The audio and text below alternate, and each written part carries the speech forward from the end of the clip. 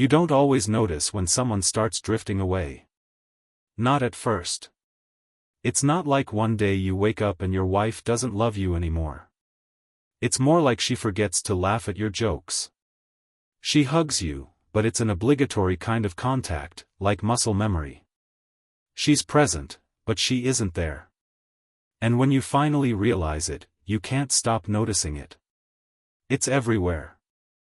Like a dull hum you can't turn off. That's how it started with Lauren. We'd been married almost 11 years. We had a routine, a comfortable one. Same coffee mugs every morning. Same Wednesday night stir-fry. Same Netflix show she'd fall asleep to halfway through while I stayed up and watched the rest. I thought we were fine. Ordinary. That's what marriage becomes after a while, right? Familiarity. But something shifted. It started in small, stupid ways. She used to leave her phone on the nightstand when we went to bed. Then it started coming to bed with her. And not face up, but face down. I told myself I was being paranoid. Everyone's on their phone all the time. But I'd roll over at 2 a.m. and find the faint blue glow illuminating her face. She'd say she was reading, or couldn't sleep. But she never used to be that wired. Conversations got shorter. Her patience thinner. She stopped asking me about work. Didn't care how my presentation went, or that I'd been fighting a migraine for 3 days. I'd catch her scrolling, smiling at something.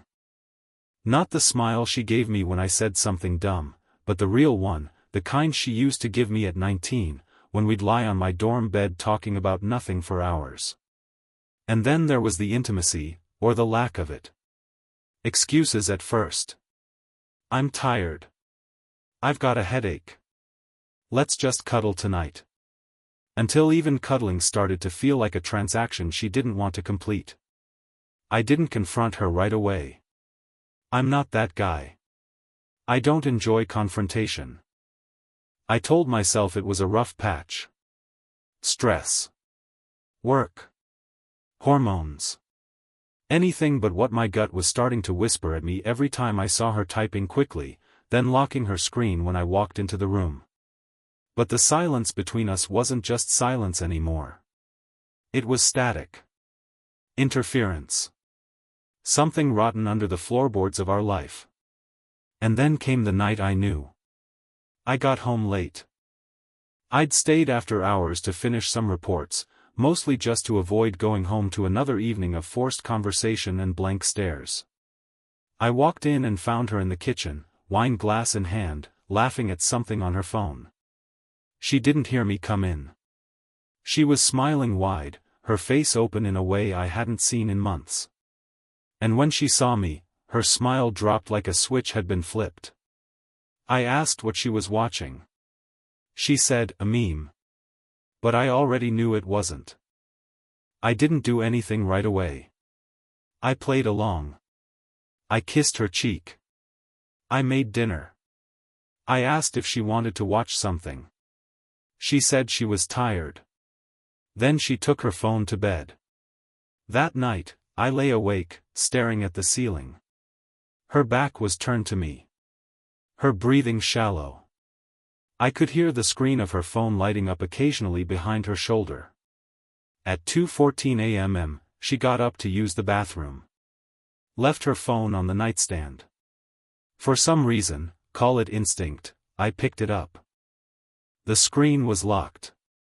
Of course it was. And I didn't know her passcode. But I knew her laptop was synced with her phone. She used it for photo backups and texts. I had set it up for her. At the time, she thought it was too complicated. Now, I realized how stupidly trusting I'd been.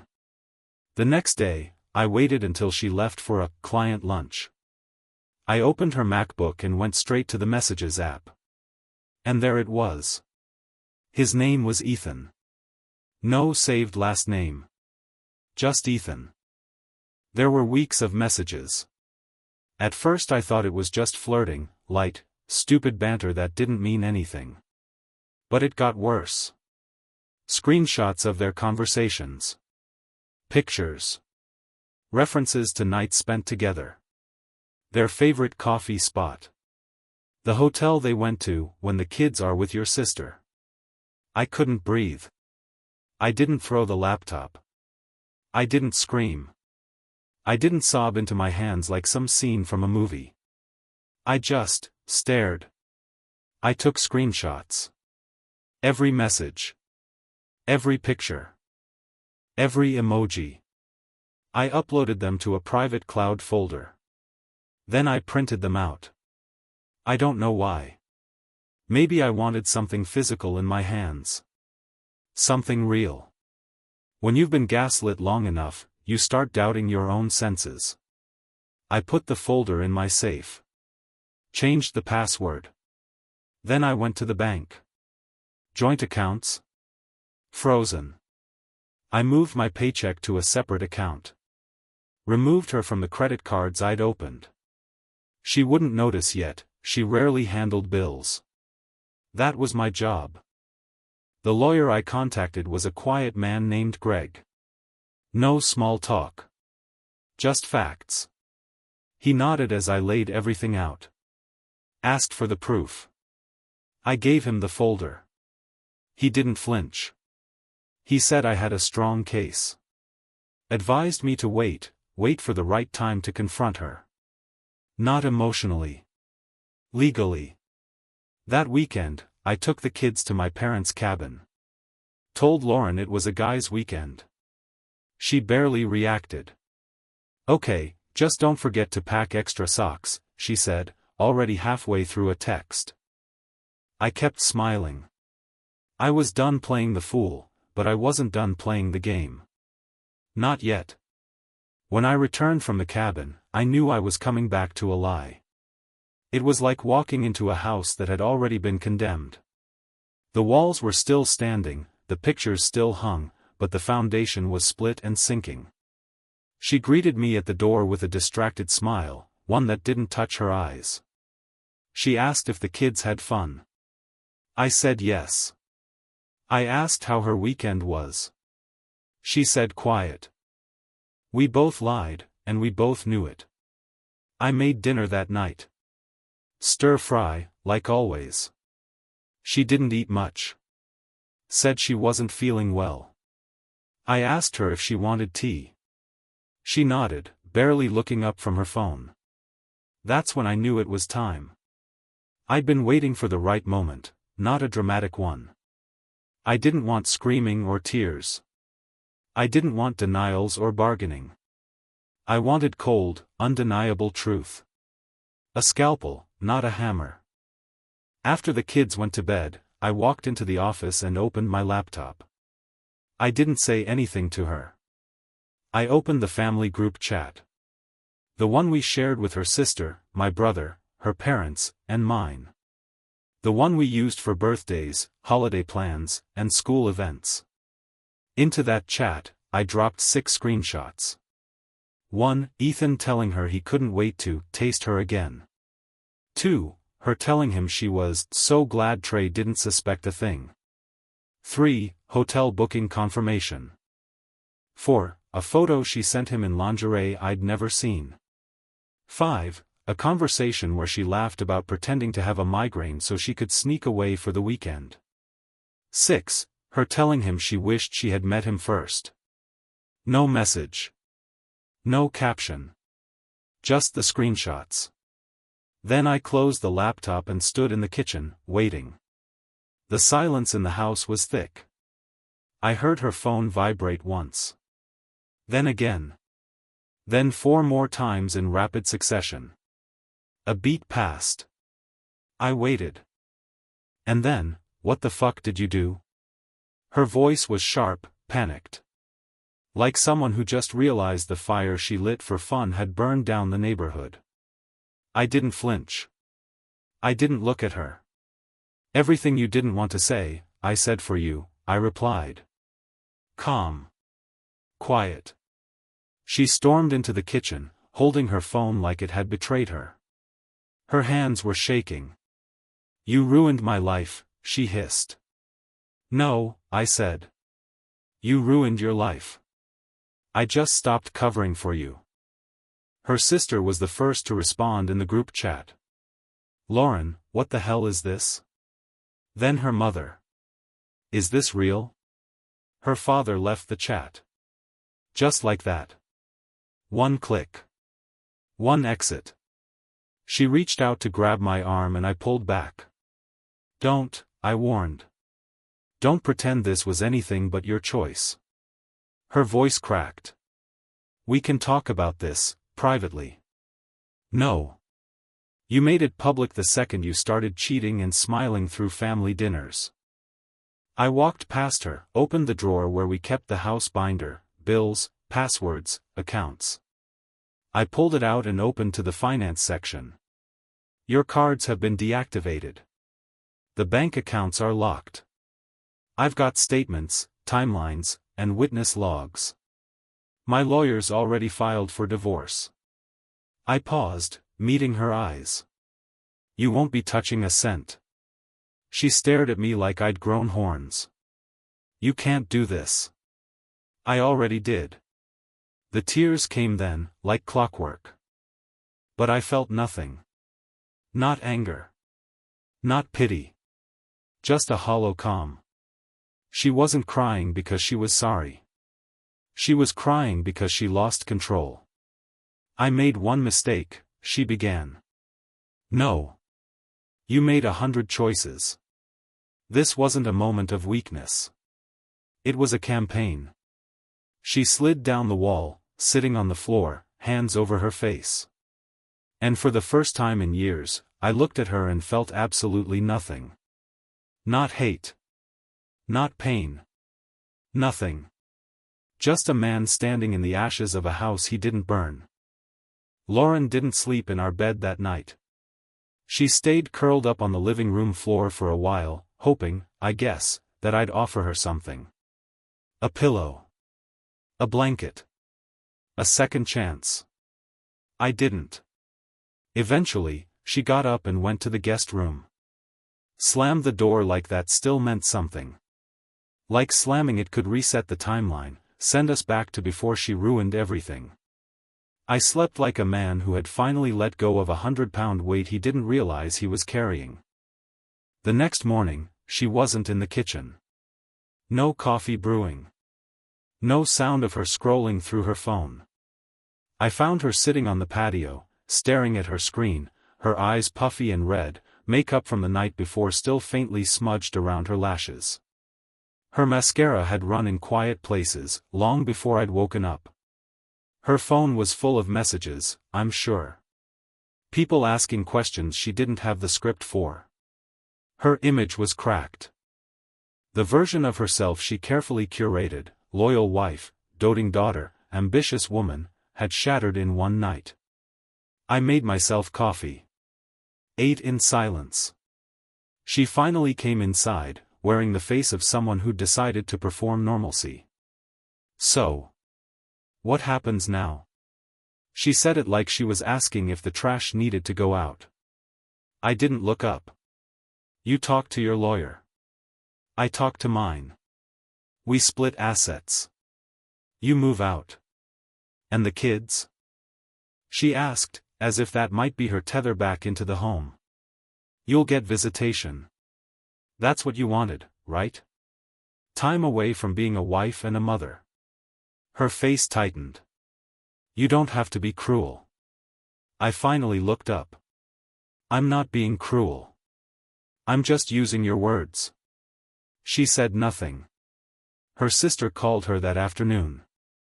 I heard the conversation through the wall, raised voices, accusations, her begging for someone to understand.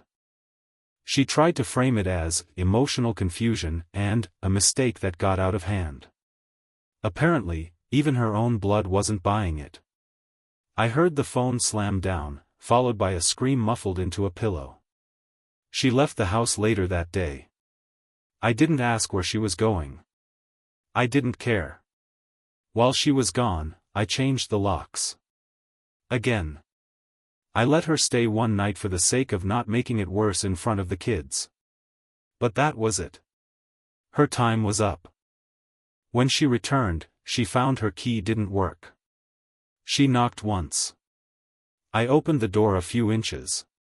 She looked tired. Broken in a way that felt performative. "You changed the locks again?" she asked, small, like she thought softness would help now. "I told you last night," I said. "You don't live here anymore." "But, where am I supposed to go?" "That's not my problem," I said flatly. "I've got nowhere. My parents are ashamed of me. My sister won't speak to me." I waited.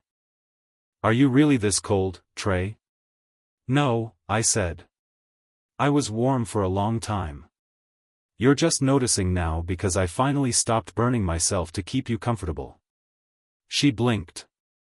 "That one landed. Good. You can pick up your things Saturday. My lawyer will reach out. Until then, don't come back." She opened her mouth to argue, but I shut the door before she could speak. She didn't knock again. The next few days were quiet in the kind of way a man notices after months of silent chaos. I took the kids to school. I made dinner without forced small talk. I slept without wondering who she was texting. My brother called me 2 days later. "I saw the messages," he said. "Jesus. Yeah. You good?" "I will be." He didn't push. Just said he was proud of me. Said Mom was, too. Dad hadn't said much, but I knew how that worked. He'd process it in silence, just like I always had. I could feel my body changing. Not in some metaphorical way, literally. I was eating again. Sleeping. Thinking clearly. My mind, which had been fogged up with denial and guesswork, felt sharper. More focused. I filed the final papers that Friday. Lauren's lawyer tried to drag out the process. Claimed emotional strain. Claimed I was financially retaliating. Said her mental health was deteriorating due to public embarrassment. None of that mattered. The screenshots didn't lie. The timeline was airtight. The law was on my side. And she was unraveling in real time. The first rumor hit on a Tuesday. One of Lauren's co-workers, someone I'd met a dozen times at boring corporate dinners, texted me out of the blue. We weren't close, barely acquaintances, but he sent a simple message, "Saw the screenshots. Don't blame you." I didn't respond. Didn't need to. But it told me what I already suspected: the private had become public. Word was getting around. Not just within her family.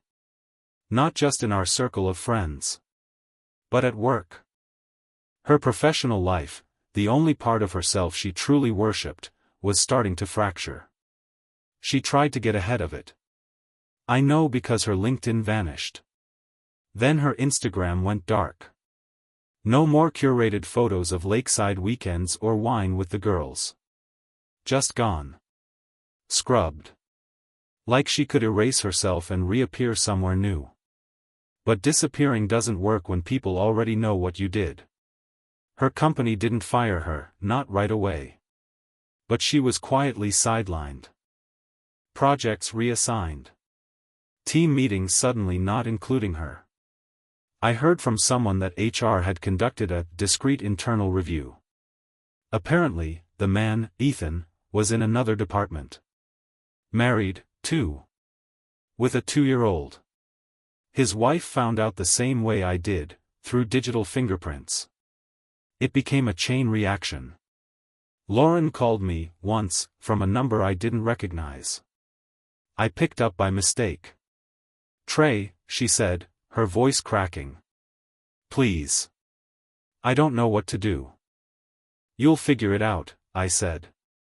"I don't have anyone left." "Whose fault is that?" She was crying now, loud, unfiltered. "I didn't think it would go this far. I didn't think you'd." She cut herself off. I could hear her breathing, fast and shallow. "You didn't think I'd what?"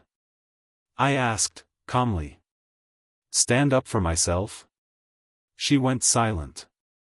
You thought you could burn the house down and still have a key to the front door. That's not how this works. I didn't mean to hurt you. But you did. And I hung up. Saturday came. The day she was allowed to pick up her things. I was prepared. I'd boxed everything she owned. Clothes. Jewelry. Photos. Notebooks. Random little things like the mug she never cleaned, or the scarf she always left on the banister. It was all packed and labeled and set neatly by the garage door. I didn't want her inside the house again. When she arrived, she brought her sister. I assume it was for emotional support, or maybe just in case I refused to open the door. But I didn't. I opened the garage and stood there with my arms crossed. Everything's here, I said. You can check it. I don't want to hear anything about missing sentimental items. Her sister glanced at her, probably realizing this wasn't going to be a scene from some reconciliation fantasy. Lauren didn't say much. She nodded and started loading the boxes into the car. Her eyes were puffy. She looked older, like someone who hadn't slept in days. Not a trace of the woman who used to strut through life convinced everyone owed her something. Her sister tried to speak to me before they left. For what it's worth, she said quietly, I didn't know. And I don't think she thought you'd ever actually leave. I didn't answer. I didn't owe anyone closure. As they pulled away, I closed the garage door slowly. Felt the lock engage. Heard the finality in the sound. That chapter, at least, was closed. By the following week, my lawyer called. The divorce had been finalized. Clean. No alimony. No asset disputes. I'd kept the house. The accounts. The car. The lawyer said it was one of the most cooperative outcomes he'd ever seen. I didn't bother to tell him that cooperation was just silence from someone who had no leverage. Lauren had signed everything without a fight. I assume she did it to avoid dragging her name through more mud. Or maybe she finally realized how much damage she'd done. Either way, I was free. A few days later, I went for a walk around the neighborhood. It was dusk. The kind of late summer evening where the cicadas buzz and the sky turns orange and pink like a bruise healing in reverse. I passed a couple walking their dog. A neighbor waved from his porch.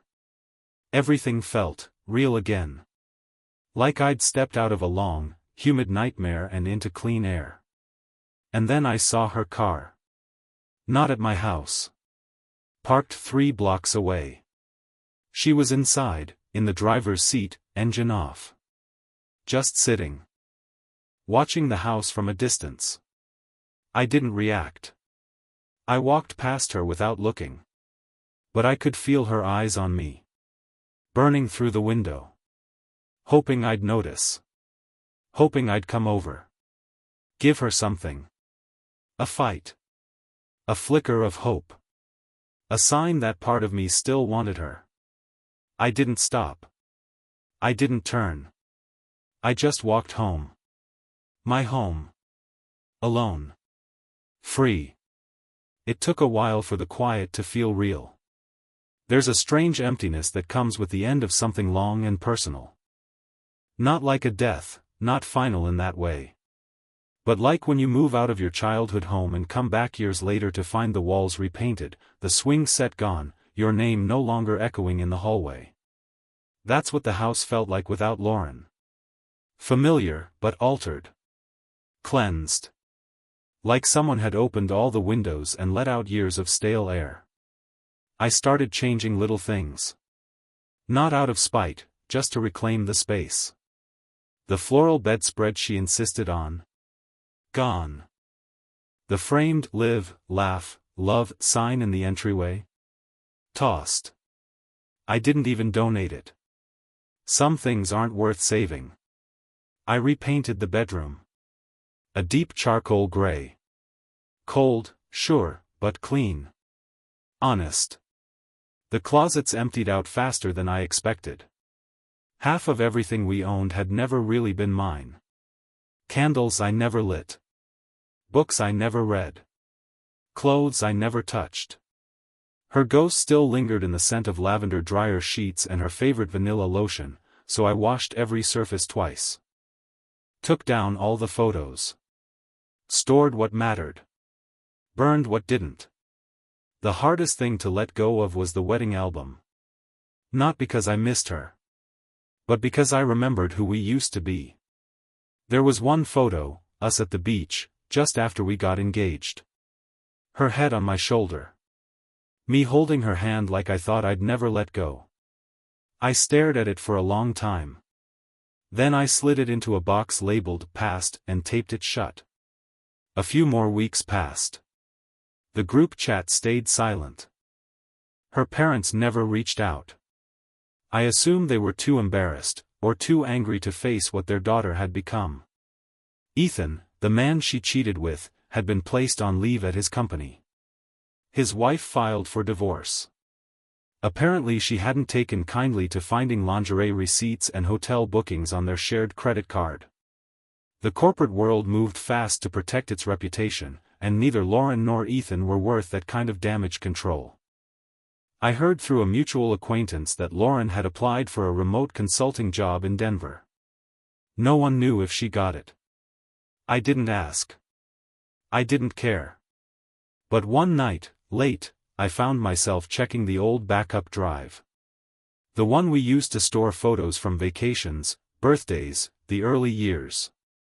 I clicked through them, one by one. Not out of nostalgia. Not to remember her. But to remind myself of what I survived. There was a picture from our first apartment.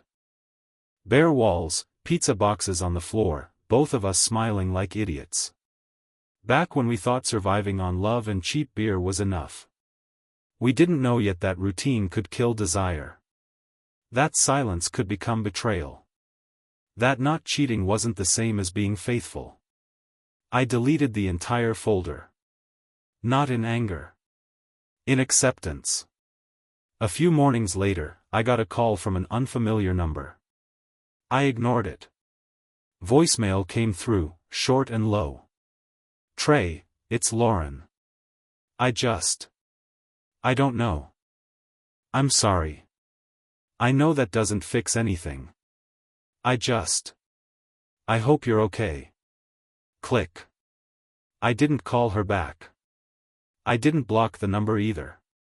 I wanted the reminder to stay there, unread, unheard, like a message in a bottle that washed ashore too late to matter. Then came the day I knew I was free. I was standing in line at the grocery store. Some guy in front of me was buying flowers, fumbling with his phone, texting someone, probably telling them he was on his way. And for the first time in over a year, I didn't think about what Lauren would say. What she'd think. Whether she'd approve or nitpick or scroll through her phone while I talked. I just stood there. Present. Light. There's a kind of freedom that doesn't announce itself. It doesn't crash through the door or throw a parade. It just settles into your bones one day and you realize, you don't miss them. You don't want them back. And you're not broken anymore. Not whole. But not broken. Just, okay. I saw her again 6 months later. Not in some poetic, stormy night kind of way. No last-minute plea. No breakdown in the rain. Just a normal Saturday afternoon at a coffee shop 2 towns over, the one I'd started going to for some peace, a place where no one asked how I was doing because no one knew me. I was sitting near the window, sipping coffee, reading. And she walked in like any other customer. Wearing a tan coat, hair pulled back. No makeup, or at least none I could see. Just a woman with tired eyes and a phone she wasn't looking at for once. I almost didn't recognize her. She froze when she saw me. Just for a second. Then walked over, cautiously, like I might get up and leave. I didn't. "Hey," she said. Voice soft. Smaller than I remembered. I nodded. Lauren. She didn't sit. Just stood there, trying to read my face. I didn't give her anything. I didn't expect to see you here. Same, I said. There was a pause. Then she looked down, fiddling with her sleeves. You look good. Thanks. More silence. This one wasn't uncomfortable for me. I had no questions left. I wasn't waiting for closure. I wasn't hoping for guilt or vindication. She spoke again. I wanted to say sorry. Not because I think it changes anything, but I needed to say it. What I did, how I handled it. I was selfish. Still, I said nothing. Let her carry it. I thought I was missing something. I convinced myself that the problem was you. Your routine. Your calm. Your reliability. And it turns out, the problem was me. That, I believed. I lost everything, she added. And there it was, the real reason she came over. Not for reconciliation. Not to rebuild anything. But because life had come back around, and now she was standing in the ruins with ash on her tongue and no one left to blame. I didn't gloat. I didn't say, I told you so. I just let the silence be louder than any response could have been. She looked at me again. Do you ever think about us? About what we had? I sipped my coffee. Sometimes, I said. But it's like remembering a song I used to love. One I played so often, it wore out. Now when I hear it, I just skip it. That hit her. She nodded, blinked fast, then looked down again. I should go, she said. I didn't stop her. She turned to leave, then hesitated. I really am sorry. I gave her a polite nod. The kind you give someone who bumped your cart in a grocery aisle. And then she walked out the door and into whatever life she'd managed to salvage from the wreckage. I watched her go. And that was it. Not a reckoning. Not redemption. Just the last page of a chapter I'd already finished reading.